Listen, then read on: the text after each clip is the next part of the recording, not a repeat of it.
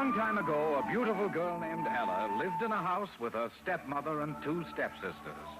One stepsister had a high, shrill voice that went all the way up to theirs. And the other stepsister had a low, harsh voice that went all the way down to theirs. The two stepsisters were always dressed in beautiful gowns, and they did no work around the house. But as for poor Ella, she was always ordered about by her stepmother. Make the bed. Yes, stepmother. Wash the dishes. Scrub the floor. Yes, stepmother. And when you're all through, sweep out all the cinders in the fireplace. Yes, stepmother. Yes, sweep out all the cinders in the fireplace. The poor girl was always sweeping cinders, and the rags she wore as clothes were so full of cinders that everyone called her Cinderella. One day, the king announced a grand ball at his palace. All the girls in the kingdom were invited. The stepsister with a high, shrill voice, and the stepsister with a low, harsh voice, each dressed in their finest. But as for Cinderella... Cinderella, you're not going to the ball. You're staying home among the cinders where you belong. Poor Cinderella. She wept as if her heart would break. For she knew the king had a son, a handsome prince. Oh, how I'd love to dance with him. At that moment, there was a flash of light, and a little old woman stood before Cinderella. Who are you? The little old lady winked an eye and said, I'm your fairy godmother. You shall go to the ball. The fairy godmother waved her magic wand. In a twinkling, Cinderella's rags were changed into a beautiful gown. On her feet were glass slippers. And a pumpkin growing outside the cottage door changed into a splendid carriage with horses and footmen. Oh, fairy godmother, how can I ever thank you? Now I can go to the ball. As the carriage drove off, the fairy godmother shouted a warning. Cinderella, you must leave the ball when the clock strikes 12.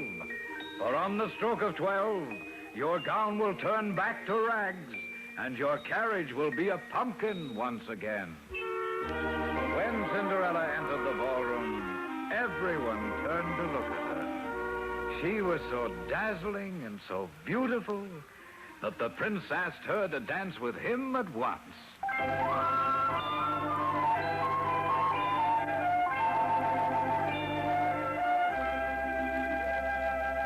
All evening long, the prince danced with Cinderella.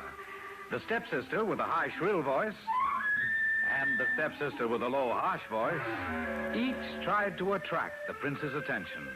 But he had eyes for no one but Cinderella. Then suddenly, Cinderella heard the clock striking in the tower.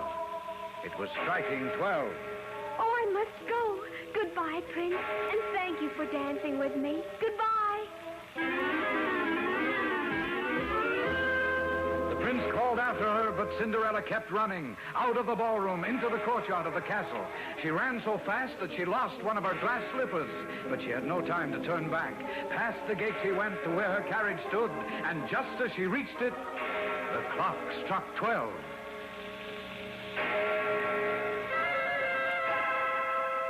In a twinkling, her beautiful gown was rags again, and the carriage had turned back into a pumpkin.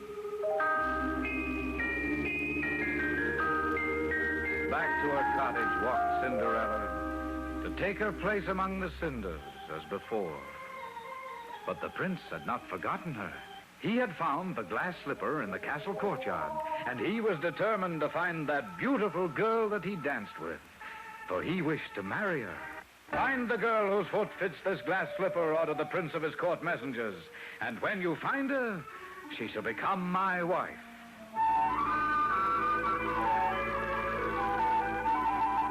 Through the length and breadth of the land went the messengers, and finally arrived at the cottage where Cinderella lived. The stepmother greeted the messengers at the door. I have 2 daughters. Surely one of them has a foot that fits the glass slipper? First, the stepsister with a high, shrill voice tried the slipper on. but it was much too small. Then the stepsister with the low, harsh voice tried the slipper on, but it was much too big. The messenger was about to leave when Cinderella shouted, Wait, let me try it on. You? Go back to the cinders where you belong. The stepmother tried to chase Cinderella away, but the messenger had his orders. He was to try the slipper on every girl in the kingdom.